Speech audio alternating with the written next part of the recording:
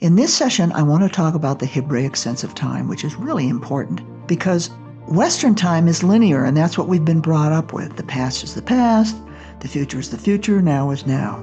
Hebraic time, it can be linear, but there's also a unique Hebraic sense of time in the scriptures. Since God created time, He is in the time He created.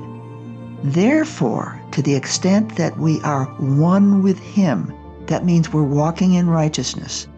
We can also be with Him in various aspects of time.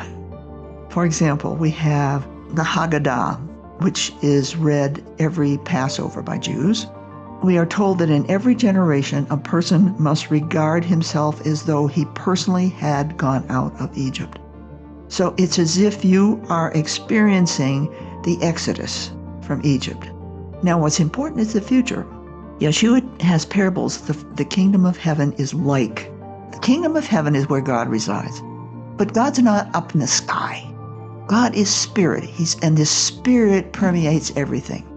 In order to be with God, we have to be a spiritual person. The kingdom of heaven is like the acquisition of wisdom is above that of pearls. A merchant seeking fine pearls, and upon finding one pearl of great value, he went and sold all that he had and bought it. Now, we have wisdom and we have pearls. So we have wisdom as chokmah, and in Exodus 28:3, you shall speak to all the wise persons whom I have endowed with the spirit of wisdom. So wisdom is something very spiritual. Now, in Proverbs, there is gold and an abundance of jewels, but the lips of knowledge are a more precious thing. We have knowledge, but Yeshua now is talking about, He's elevating knowledge to wisdom. Wisdom is higher than knowledge. Knowledge is in your head. Wisdom is higher than knowledge, and wisdom is spiritual. Let's look at the Hebraic sense of time in our lives today. In the past, God freed His people from bondage in Egypt. And then He put them into a wilderness which represents the world, which is where we are.